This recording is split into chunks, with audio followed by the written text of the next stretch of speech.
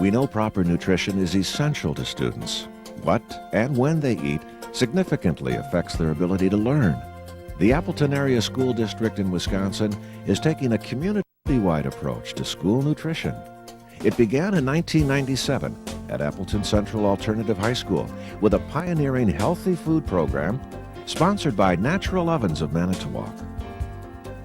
In January of 1997, I visited Central High School as a prospective employee and observed the students that were housed here at the time and found them to be rude, obnoxious, very crude, and ill-mannered. I was brought over to the school because the school was out of control. They were having a lot of problems with rebellious students, weapons violation, things of that nature. So they wanted a cop on school premise at all times. We started the food program approximately 3.5 years ago. One Friday, the kids were here.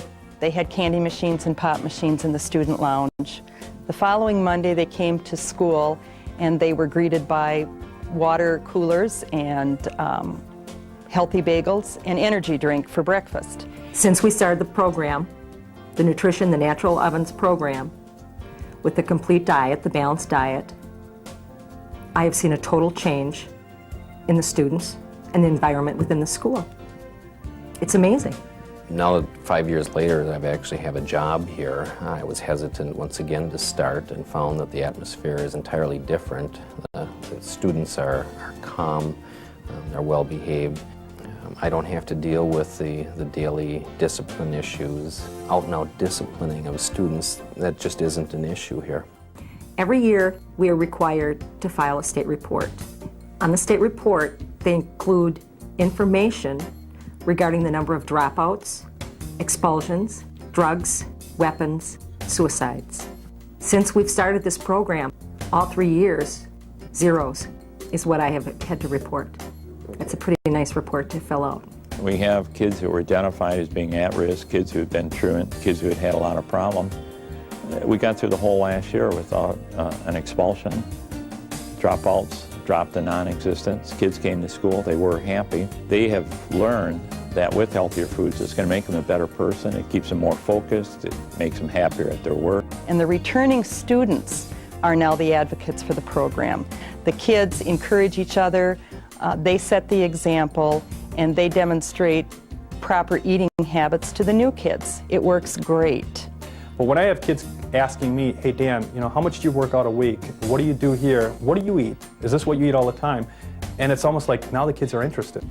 Well, physically I couldn't be able to run long distance. I couldn't be able to do flips or sports or work out is to my ability if I wasn't eating right. When I first came here, I really liked the food. It tastes good. It's hot, it's fresh. Yeah, there's no preservatives in it. There's no too much seasoning, anything like that. It just helped a lot to have some people that put that much time and effort into your food. Students, teachers, and staff all notice students' improved attitude. They're happier, more receptive, and show a congenial sense of humor. From a social work standpoint, I think it's made my job easier because we don't have the angry outbursts that we're dealing with, so instead we get to deal with the real issues that are underlying and causing some of the problems and the concerns in our kids' lives. And I think it's easier to talk to kids today than it was a few years ago before we started the program, before the kids were getting the basic nutrition in their diet. It's the education process that they're receiving, they're feeling worthwhile about themselves over here, or it's the food that they're receiving, or it's a combination of all three. I like to all three put together because their kids are a lot more productive than they've ever been in their lives. Now that I concentrate, I think it is easier to get along with people. Because now I'm paying attention to what they have to say and just not worrying about what I need to say to them. Our biggest problems right now at this school are parking in the parking lot and student tardiness. I don't have the disruptions in class or the difficulties with student behavior that perhaps I experienced 4 years ago before we started the food program. The foods here is a general group of foods that a teenager would be consuming in one day's time.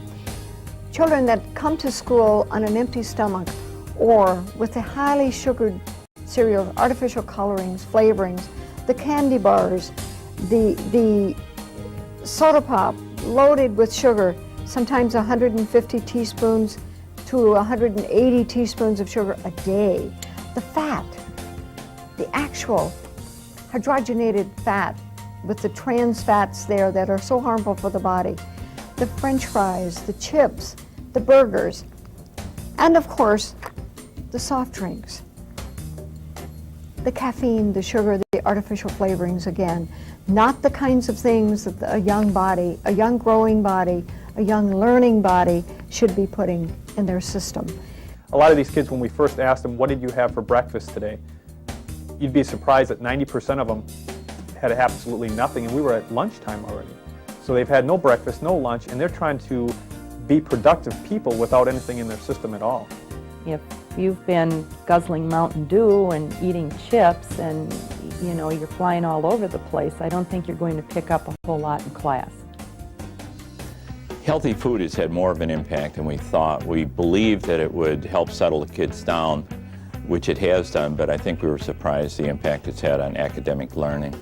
Good, healthy food that helps you function pretty much. If you're going for a big test, you want to eat right. It's the kind of foods that we should be eating. The fresh fruits, the fresh vegetables, the whole grains, at least 8 glasses of water a day, the whole grain cereals, things that nourish the body, things that give the neurotransmitters the nutrients that they need to learn. You really have to have the right fuel to start the fire. And the fire of learning needs a healthy mind and a healthy body. Personally, I think I've been able to demand more academically from my students over the last few years than I could when we first opened the school without the nutrition program. I use all of the minutes in the class period for instruction. More recently, the district's approach to nutrition is broadening to encompass elementary and middle schools as well as high schools. Each school is adapting and refining ideas according to their circumstances. At this point right now, one of our middle schools is fully on healthy foods. We anticipate that the other 3 will be by the end of the year. We're also getting rid of pop machines and in general have a district-wide approach to healthier lifestyles and healthier eating. 2 middle schools in Appleton are taking different routes at different speeds. Einstein Middle School's approach is more incremental. What we've done is we've cut way back on the amount of fats that we've offered a la carte, and we've cut way back on the amount of sweets that we've offered and completely cut out candy.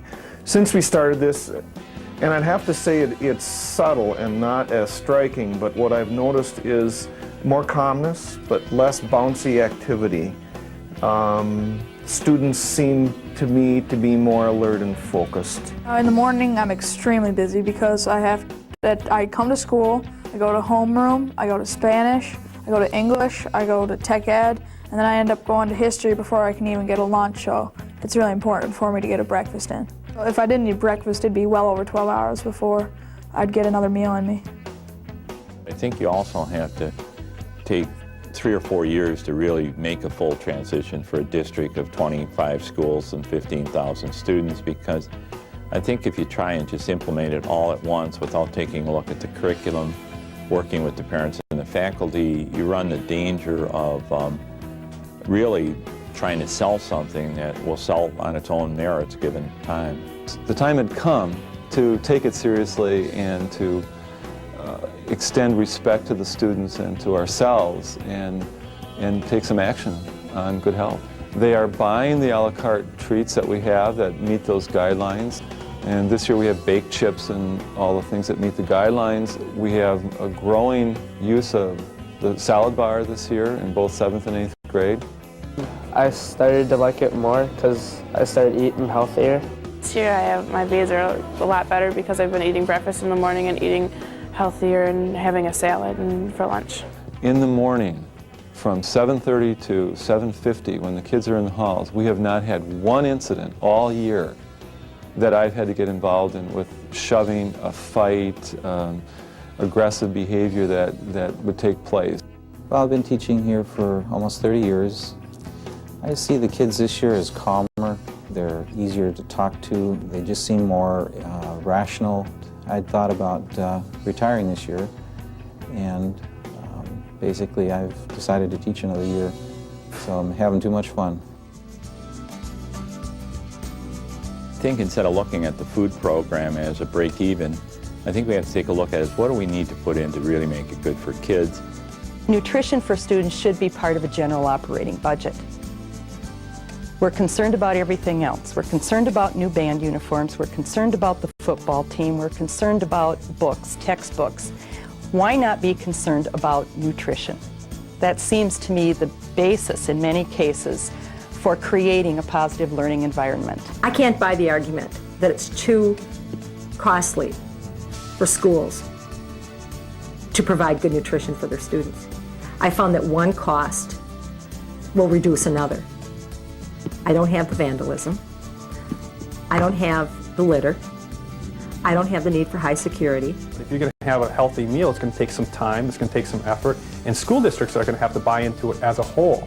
Let's invest in these kids now, financially with food versus invest in them later financially with how do we correct the problems that we have, depression and all those other things because they're not eating healthy. But if it's the right thing to do and it results in a happier kids, improved learning, and ultimately just a better community, then it's a cost we cannot avoid. It's something we must do. We've got to stop using our most precious commodity, our kids, to make extra money.